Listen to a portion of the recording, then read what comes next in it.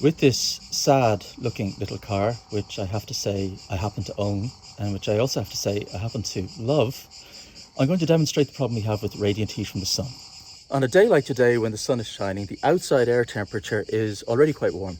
But we all know that when I open the car door, I'm going to be hit by a waft of even hotter air. And that's because the radiant heat from the sun is acting on the car itself and turning it into a kind of a radiator. The sun's radiant energy causes buildings to heat up in exactly the same way. So you can imagine how this can cause a problem, even in relatively mild climates where the sun isn't particularly strong.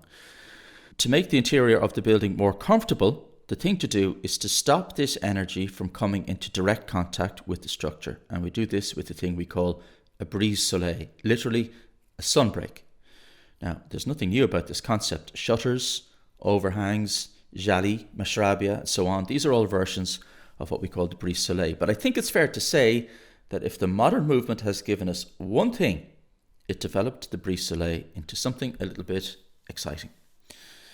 The popular narrative has it that Le Corbusier was the architect most responsible for developing this Brise Soleil, although in my view other architects made much more interesting contributions. Although the Brise Soleil has already developed into something quite interesting, I think there's more to be said in the basic idea, particularly in countries with milder climates. My friend Patrick is intrigued about how the Brise Soleil could be adapted specifically for the Irish climate. So, in terms of a Brise Soleil in Ireland, I wanted to design something that not only blocks out the sun and keeps our buildings cool, but also on the days when the sun isn't as strong, would have another function. So in this case, I designed this one to our Brise Soleil to contain a wind turbine.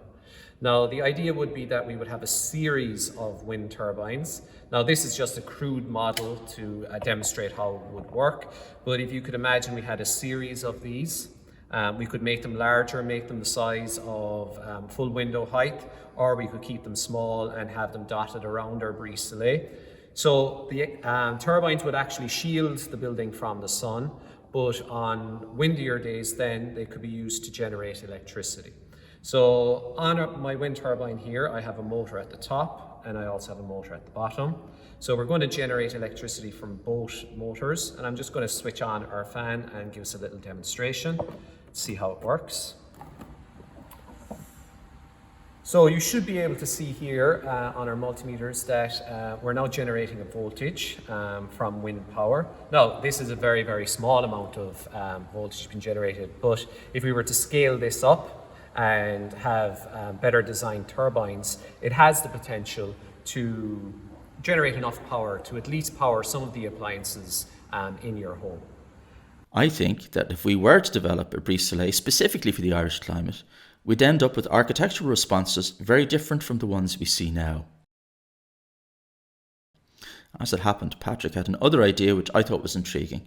In Ireland it rains a lot, but not generally very heavily, and he suggested how this too could be exploited to create an architectural response. So the second thing I asked myself, Gary, was what else do we have a lot of in Ireland?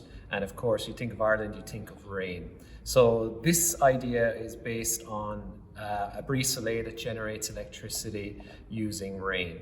So what I have here is I have a little piezoelectric generator. And this time I've gone for a horizontal Brise Soleil. So if you imagine, this is one of the louvers of my Brise Soleil. And again, I could have a series of these covering our whole facade. And at the end here, I have my piezoelectric sensor.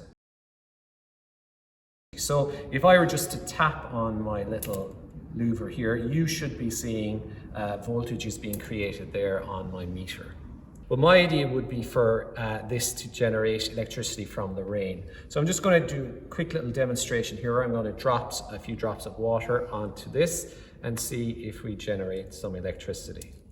Okay, so again, that's a very, very simple demonstration.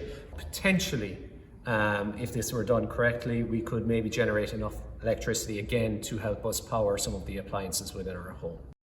These are two ideas I'm going to put to my own students to see if they can develop them into something meaningful and, more importantly, I suppose, beautiful. And if you're watching and you come up with something interesting, let me know and we'll figure out a way to share these ideas.